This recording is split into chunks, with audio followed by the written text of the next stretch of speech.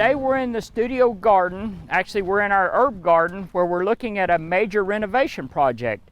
As you can see, the herb garden is no more, and we're preparing to come in and completely reconstruct it. New pavers or new walking surface at least, and also new raised beds.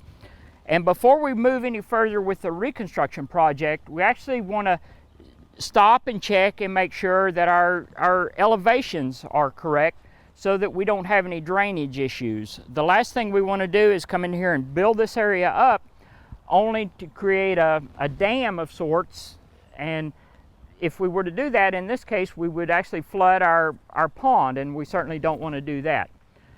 So, to do that, there are a number of options.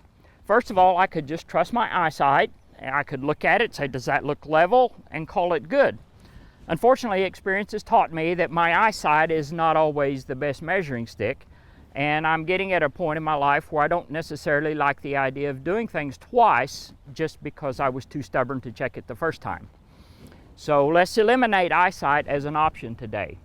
The second option would be to go to a equipment rental store and rent a surveyor's level or a laser level. And if you happen to have one close by, that's certainly an option.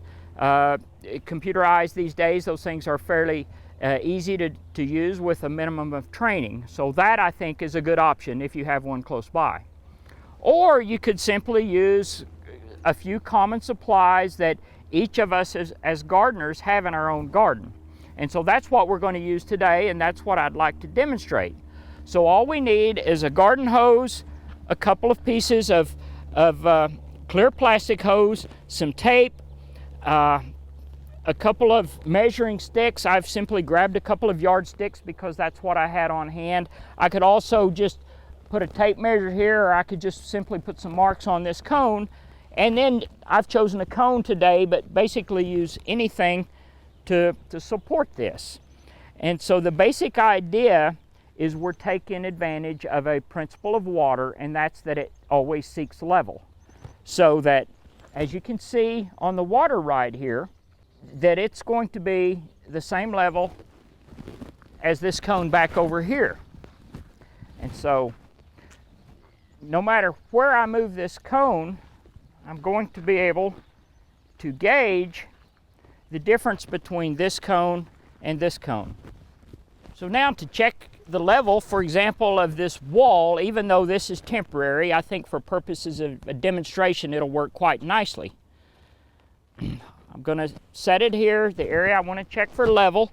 I'm going to give it a few seconds for the water to quit moving around.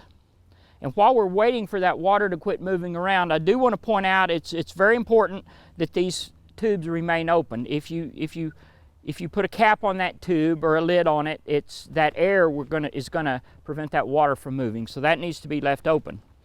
But it's settled nicely here, and so you can see we're at 4.5 inches on our scale. And remember, this scale means absolutely nothing except it gives us a reference point to compare this side to the other side. So now if we go over here, and we can see that we're at 4.25 inches. So I'm simply 1/4 of an inch off from this point over to that point. So that gives you some idea, depending on what the situation is. If we want a complete level, we know what to do. If we need to adjust up or down, we're prepared to do that. The thing I like about this is there's no practical limit to how far you could take advantage of this as long as you've got plenty of water hose on hand. I think it's a very nice trick. A lot of people don't think to use this, so maybe you can impress your neighbors with your engineering prowess when you're out in the garden.